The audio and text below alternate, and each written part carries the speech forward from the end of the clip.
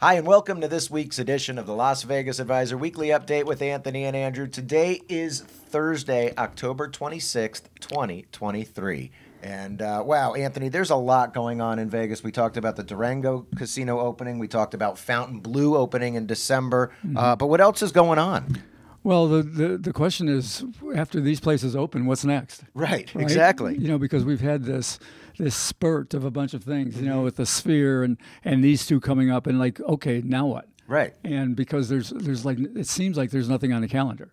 But actually there is. I mean, you know, people are always, coming up with new ideas and things they want to do. But two in particular, the Tillman Fertitta project, which is going to be at the Strip in Harmon, where the Harley Davidson Cafe used to be. Right. They've just applied for all of their permits and things. And this is going to be a big one. I mean, this is a 43-story tower with 2,400 rooms. Wow. A 2,500 seat theater. That's massive. Yeah. A chapel, convention center, a convention space, I should say, restaurants, bars.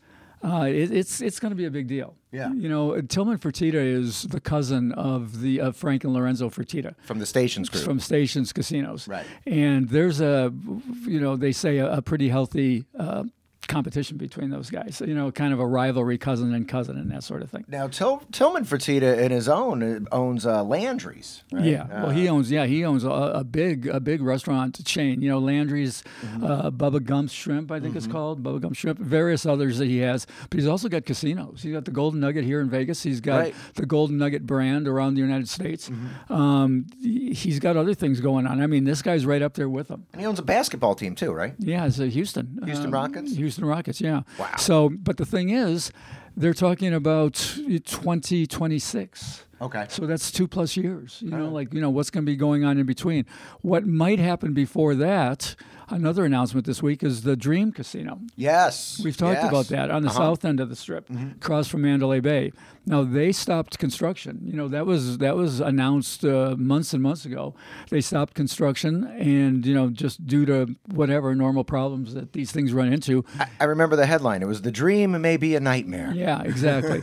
Well, they've just announced that they've, got the funding they need, and they're going to resume construction. Back to the dream. Yeah, and now this one's going to be... It's more likely that this one will happen first, if it happens, because it's going to be a smaller operation. You know, this one's going to only have about 550 rooms, right? As opposed to the 2,400 with the Fertitta, which is unnamed, by the way, the Fertitta one. That's why we just call it the Fertitta. But they're talking about maybe, originally it was supposed to open in 2024. They're only talking about a year's delay, and maybe in 2025 this will happen. Well, now the Dream in Hollywood, California, is really slick. It's really like a great place to stay. It's right in the middle of Hollywood. They're saying a boutique style. Yeah. So it's still going to be a big operation. Right. But not like a mega resort. Not like on the scale of what Fertitta's doing. Right. Not mega resorts style. And now in between. So what's going to happen in between? What happens in 24 and most of 2025? Well, we got Super Bowl 2024. Right. Super Bowl. You got it's going to be a lot of events going on. Like Formula One next month, the Super Bowl. The Hard Rock conversion, the Mirage will become probably the Hard Rock in that period of time. So there's always going to be other things will pop up, but those look like the next two logical, most likely, next up. Yeah. Also, I know this is like much smaller, but the Atomic Golf is going to open right by the Strat. Yeah, all of those things. So. The couple of golfing centers. The list goes on and on. There'll be things happening, but the next big one probably looks like the end of 2025.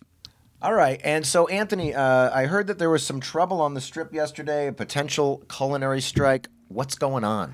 Right. This is the potential strike. There's not a strike right now. The Culinary Union, which is the biggest union in Vegas, is, trying to get a new 5-year contract. And last night, they had what's called a civil disobedience picket on the Strip. Okay. Meaning that they blocked the Strip, just like, right where the F1 stuff is going on. So like we needed more problems, right? Yeah. They shut down the Strip in front of Bellagio and Paris. Okay. And I guess 75 of the culinary members were arrested. Wow. They knew they were going to be. And this is what they do. This is one of the tactics that they do is they're pushing, for their contracts. You know, I don't think it's going to happen. I don't think there's going to be a strike. If there were, it's pretty brutal. I've been through one of these. The last one that went through was in 1984. Right. And it's pretty bad. But see, they've got leverage right now because of the Formula One race. Okay. And so something's got to happen between now and, you know, when that race runs, when is it, November 18th or something like that? Yeah, November 18th. So something's got to happen between now and then, or there's going to be a big problem here. Wow. Okay. So that's really interesting. Well, the 1984 strike was, you know, I'd just gotten here. You know, I'd actually been here fewer than 5 years, and the whole city almost, it doesn't shut down. They don't close the casinos, but they bring in, you know, there's picketing everywhere. If you want to go in, you've got to cross picket lines. They yell at you, you know, that kind of thing. Now, you know, back then, I'm in my 20s. I didn't care. Yell at me all they want. You know, I was going to go do what I was going to do. But it gets a little testy. Yeah, especially because this town is run on tourism, and this town is run, you know, the culinary workers make it. You know, they make it all tick. So you know, it's important, and every 5 years they've been able, since '84, they've been able to come to an agreement, and I think they will in the next 2 to 3 weeks. But we'll see. We'll keep an eye on it. We'll hope for a speedy resolution. Yeah. Now, this one we've been talking about for a while. Years. Yeah, ever since it was announced, really. The Peter Luger Steakhouse is now open. Finally opened. Yes. At Caesar's Palace. That's right, at Caesar's Palace. We've talked about this before. Peter Luger Steakhouse, 136-year-old restaurant from Brooklyn. Mm-hmm. And it's the first Luger. There's a couple of Lugers, I guess, in New York, but this is the first one outside of New York. I've eaten at the one in Brooklyn many times, and it's just one of my favorite restaurants. Mm-hmm. But this is, boy, it's pricey, man. Right, yeah. We're looking at the numbers on this. We're seeing, $70 steaks. Mm-hmm. You know, they've got some famous appetizers. They have a plate of like 3 strips of bacon, like this thick-cut bacon. Right. That I don't really go for that. You know, if I'm going to have a steak, I don't really want bacon before I have the steak. But it's really popular. And then they have another thing. They have these gigantic beef steak tomatoes and with a big onion on top. But these appetizers are $20. Sure. Steaks are in the 70s. One way around this maybe is apparently they're going to have a lunch special with a hamburger and a big giant hamburger and a steak sandwich. So it's a good way to check it out. I think they're priced around $25 a piece. So it's a way to check it out. We'll check it out when we report on it. But I'm looking forward to it. If it's anything like the Luger in Brooklyn, I mean, I'm going to be going there. Yeah, that burger sounds like the play. You go in, you get in, you get a reservation, you get the burger. Well, you get to experience it and see what it's like, without having to go. Because what are you looking at? About $250 for a couple. Yeah. It's expensive. Well, this reminds me of why you always say you like going to Hugo's Cellar at the Four Queens, and it's because it comes with sides. Yeah, really, I know. That's the way to go for sure. All right, so the World Series has been determined. It is going to be the Diamondbacks versus the Rangers. Anthony, what's the line? The line, Rangers favored -180 to be the World Series champs. You know what? The Diamondbacks have been the underdogs throughout the entire playoffs. Okay. And they just keep winning and winning. So, they're the underdogs again. Mm-hmm. Home field advantage is with the Rangers, but I don't know what that means because the Rangers lost all of their games at home against the Astros. Yikes. And the Astros lost all of their games at home against the Rangers. Okay. So I don't know what home field advantage means in baseball anymore. I don't think it matters. That's hilarious. But, -180. And I guess you could probably get 160 back the other way if you want to bet on the Diamondbacks. Take the underdog. Well, now, we always talk about Mattress Mac, who is one of the biggest sports bettors in the country. Right. And how does this affect him? Do you know any intel about what he's betting? Well, he bet the Astros. Okay. Like he always did, and like he always does. Okay. And he ran one of his promotions again, where buy the furniture. If the Astros win the World Series, you get all your money back. Okay. So he did what he always does. He bets on the Astros. So if they do win, he has to give all that money back, but he wins the big bet. Okay. So he did it again this year. I'm telling you, Andrew, there's so much misinformation out there about this. It's ridiculous. I'm reading things and I'm reading comments from people that nobody has a clue what's going on. Yeah. I read in one place where a guy said he lost $75 million betting on the Astros, which is absurd. And you say no. No. He bet a little under $10 million. Okay. All right. So That 10 million got him, and this is the straight dope, right? This is what happened. That 10 million got him about 72 million in coverage. Okay. So if the Astros had beaten, and they were up 3-2 on the Rangers, if they had beaten the Rangers, gone and won the World Series, he'd have gotten about 72 million back. Wow. Now, as it is, he loses around $10 million, but he's got some close to 70 million in sales. That's why he had the coverage. Right. So he has all the promotions for his in-store promotion. Yeah. So let's say he made 70 million in sales, and let's say his margin, netted him 20 or 30 million or whatever it may be. That's what he makes minus the 10 million that he hedged. Right. So where's the problem there, And people are going, this guy's a degenerate. I'm so tired of hearing this. This guy's a degenerate. Yeah. He's brilliant. Yeah. He wins no matter what. So, it would have been better for him. I can say this. He would have been better if the Astros had won. His net profit would have been better. But as it is, he did just fine. All right. Well, good, Mattress Mac. Way to go. Maybe the Astros will win next year. You never know. Maybe they'll go a little bit farther. Well, I'm sure he'll do the promo again, and he'll be lined up again as he always is. Well, and it's a great deal. Listen, you go, you buy your furniture, and maybe you get reimbursed for it. Maybe you get free furniture. Yeah, like they did last year. Yeah, like they did last year.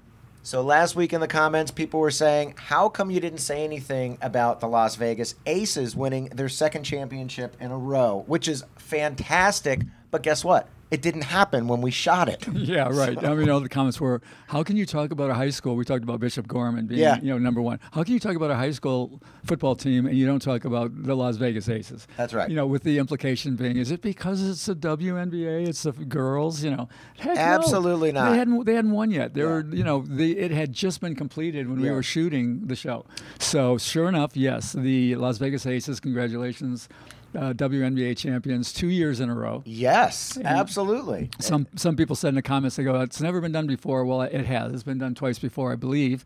The last time for sure it was done was way back, though, in 2001. So, I mean, this is a really dominant team. This is a great team. Another championship team for Vegas. We got the Golden Knights.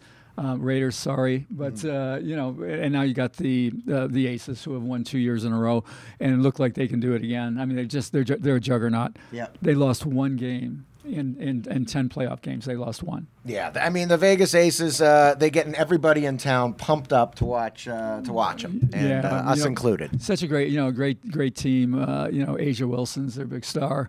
Plum the guard. Several of them. Just very, very good team, and congrats to them. And no, we were not giving them the cold shoulder. And in this week's question of the week, what is your advice, Anthony, on giving advice?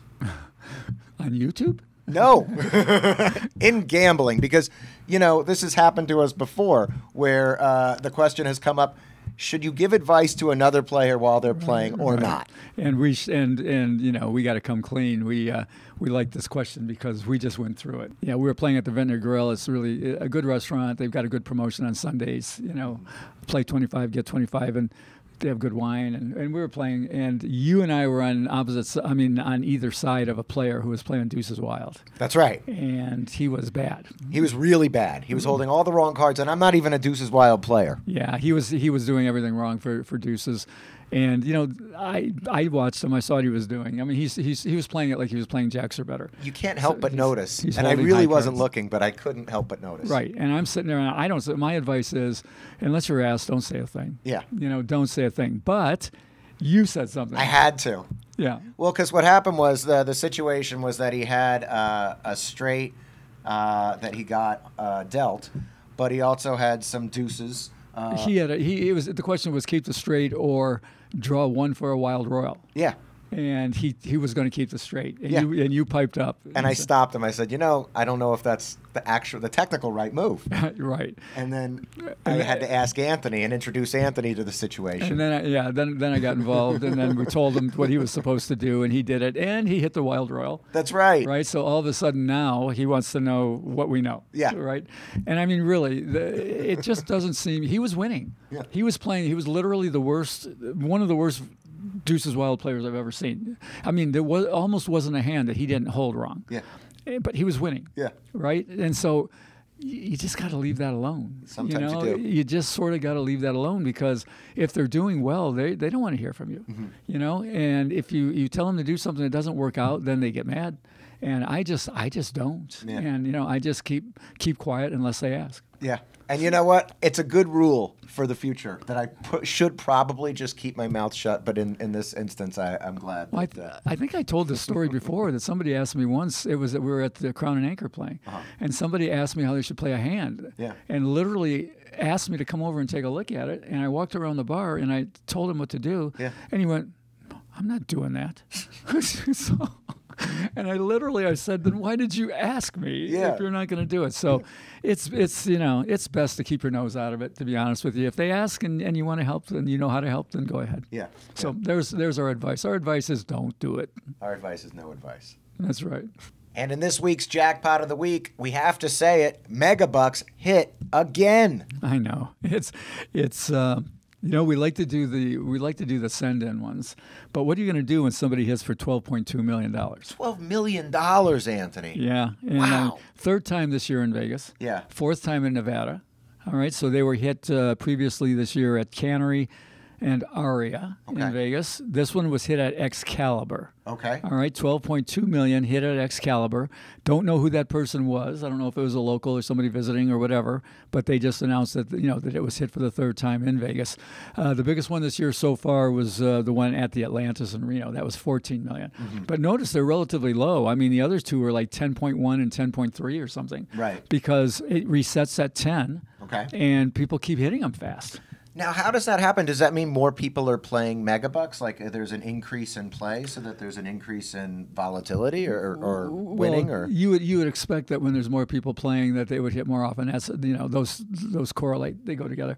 But this is just this is just a matter of probability works like that. Sometimes things bunch up. That's where we see things when they bunch up and everybody tries to explain it and why. And that's just the way things work. You can flip a coin and it'll come 7, 8, 9 times in a row the same way. That sort of thing. Yeah. So it doesn't say anything. It's just that it's been the right side of the curve for the players. They've had more hits than they're justifiably entitled to. Well, that's what it sounds like. It sounds like, has there come a point where if it hits next month, that someone goes in there and goes, wait a minute, maybe there's a problem? Well, a lot of people would think that way, but no, this is just this is just normal fluctuation, as it's called. Right, and then the other thing is that people are going to say, oh, should I not play Megabucks for a year? Yeah, that's the other. That's the other myth. The answer is no. Yeah, they don't get hot and cold. I keep trying to explain that to people. These are machines. They don't have feelings. They don't get hot. They don't get cold. Yeah. Unless the temperature changes, then they get hot and cold. That's about that's about it. All right, so our next show is going to be live Thursday, November 2nd, live from the Downtown Grand. Yeah, next week. Yeah. All right, so that's going to be our Beer Fridays that we're doing on Thursday. And the reason we're doing it on Thursday is we were invited to come down to the Grand, Downtown Grand, and do one live. And we thought, well, we'll take a shot at that. Yeah, let's do it. I don't know how that's going to work out. We get bumfuzzled enough when we're doing it in our own studio, trying to do it live and answer questions. But that's what we're going to do. We're gonna start at somewhere between 1:30 and 2. Okay. 3 o'clock is the blackjack tournament starts, so that's what we're going to do. We're going to shoot the show. It's going to be a live stream. Then we're going to play the tournament. Yep. Invite everybody to come down and be a part of it. Ask questions from the audience if that's going to work. I don't know how it's going to work. Well, there's definitely going to be dollar hot dogs and beer. Yep. So that's going to be a good time. It's going to be our usual. It's going to be our usual. We're going to be having beers. That's going to be great. I'm going to drink a bunch of beers and then go play the tournament. Yeah. So, let's see how much I can screw that up. Right? But no, we're looking forward to it. It's going to be outside of the sports book. There's an area there with a bunch of tables and chairs. We're going to set up there, and then people have places to sit and whatever, and you get your own hot dog and beer and hang out, and I don't know. We'll see. If it's fun, we'll do more of those. If it's a cluster, then we won't do that. Then it'll be a one-off. Yeah. So that's it for this week. Thank you for liking, sharing, and subscribing. The more you share, the more you comment, the more it helps the algorithm for us to grow. We thank you in advance. Go ahead, buy a hat if you like. I think they're pretty cool. And we'll see you next week.